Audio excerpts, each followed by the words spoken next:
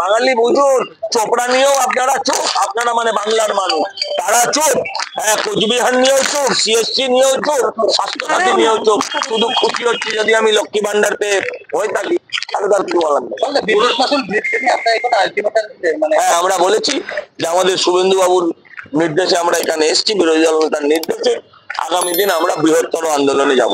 আজকে আমি আমার সঙ্গে আমাদের বিরোধী দল নেতা মিনাজি এবং আমাদের পুরসভার আমাদের দীর্ঘদিনের কাউন্সিলর বিজয় দা এবং আমার দুই সহকর্মী তমগ্ন ঘোষ উত্তর কলকাতার এবং দক্ষিণ কলকাতার অনুপম দা, আমরা মিলে আমরা গেছিলাম এখানকার জেনারেল ম্যানেজারের কাছে। আমরা জানিয়েছি, আপনারা জিজ্ঞাসা করছিলেন এক্ষুনি মাসুল কমবে কিনা, আমরা এটাই বলে এসেছি মাসুল না কমলে সিএসসি কে তার মাসুল দিতে হবে, মাসুল না কমলে সিএসসি কে তার মাসুল দিতে হবে। ওরা যেটা বলতে পারলো না, আমি যেটা বুঝতে পারলাম, সেটা ওরা বলতে চাইলো 600 কোটি টাকা রাজ্য সরকারকে যদি ইলেকট্রাল বন্ডে দিতে হয় তাহলে মানুষের ঘরে চাপাতেই হবে, যদিও সেটা ওরা মুখে বলেনি। কারণে মাসুল বাড়ছে আপনারা জানতেছেন, ওই জন্য এটা কি জানতে হয় না, তাদের আকার ইঙ্গিতে তো বুঝতেই পারি সরকারকে দিতে হয়। ইলেকট্রাল বন্ডে কেন দেবে একটা সরকার এত টাকা, একটা অর্গানাইজেশন এত টাকা ইলেকট্রাল বন্ডে কি করে দেবে? এই টাকাটা তো আপনারা আমার কাছ থেকেই নেবে।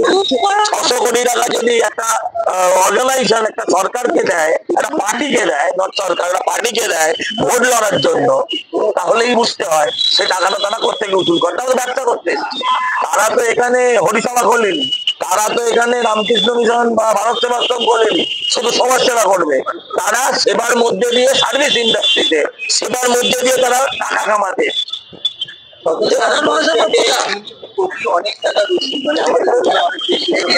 তারা মানতে চাইছেন না বিষয়টা, তারা আমাদেরকে ভুল বোঝানোর একটা চেষ্টা করছেন, তারা বিষয়টা মানতে চাইছেন না। আগামী দিন আমরা সেটা মানিয়ে ছাড়বো।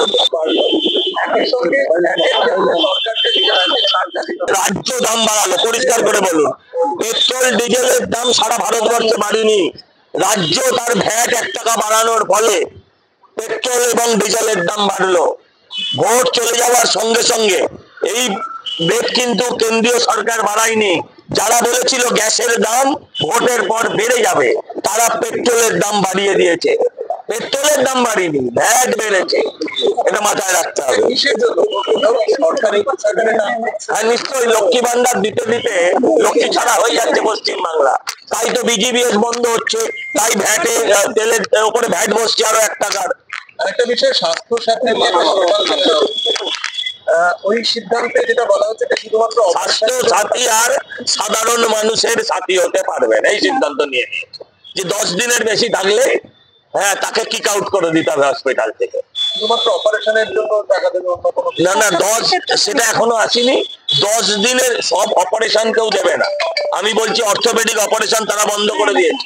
হ্যাঁ, গাইনির কোনো অপারেশন এর মধ্যে এন্টাইটেল নয়, গাইনোলজিক্যাল অর্ধেক অপারেশন নেই। মহিলাদের তো এটাই লাগে, গ্রাম্য মহিলাদের তো এটাই প্রয়োজন হয়, একটা বয়সের পরে তাদের তো এই অপারেশনটা ভীষণ প্রয়োজন, সেগুলো নেই। বাকিটা সব লোক দেখানো, বাকিটা হচ্ছে প্রোপাগান্ডা, বাংলার মানুষের স্বাস্থ্যের প্রোপাগান্ডা, নো স্বাস্থ্য সাথী।